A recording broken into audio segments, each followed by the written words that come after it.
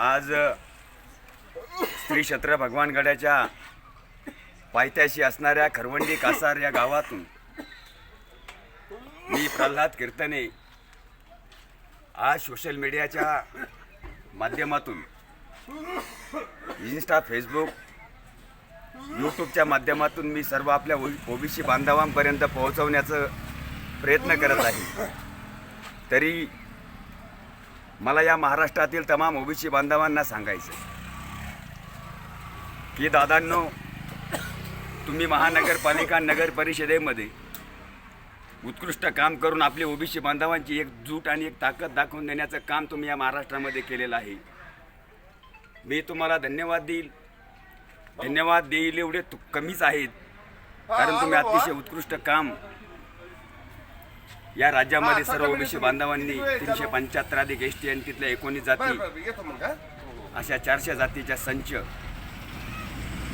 त्यांनी एकजूट दाखवून दिली। आता येणाऱ्या जिल्हा परिषद आणि पंचायत समितीच्या निवडणुकामध्ये आपली ओबीसी बांधवांची एक ताकद आणि एकजूट आपल्या ओबीसी बांधवांची दाखवून द्यावी, हीच ओबीसीची खरी ताकद आहे। मग या झोपलेल्या सरकारला आणि जे कोणी ओबीसीचे खायला निघालेले आहेत या लोकांना कळेल की आता मताच्या पेटीतून आपल्याला पराभवाचे झटके कसे बसतात। ही ओबीसीची ताकद आहे।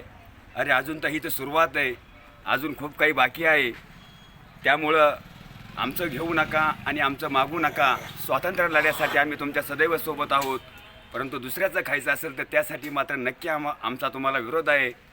म्हणून ओबीसी बांधवांनो, आता येणाऱ्या निवडणुकीमध्ये जिल्हा परिषद, पंचायत समिती, पक्ष कुठलाही असो त्या ठिकाणी मतदान ओबीसी उमेदवारालाच करायचं आहे।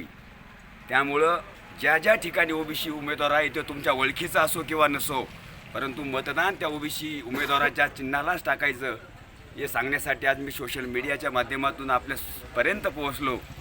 म्हणून आज मी सर्वांना विनंती या ठिकाणी करत आहे की अशीच ताकद दाखवून द्या आणि मी पुन्हा 2 दिवसामध्ये फेसबुकच्या माध्यमातून, इंस्टाच्या माध्यमातून आपल्यापर्यंत पोहोचण्याचं काम करेल। धन्यवाद। जय ओबीसी बांधवांनी, जय ओबीसी।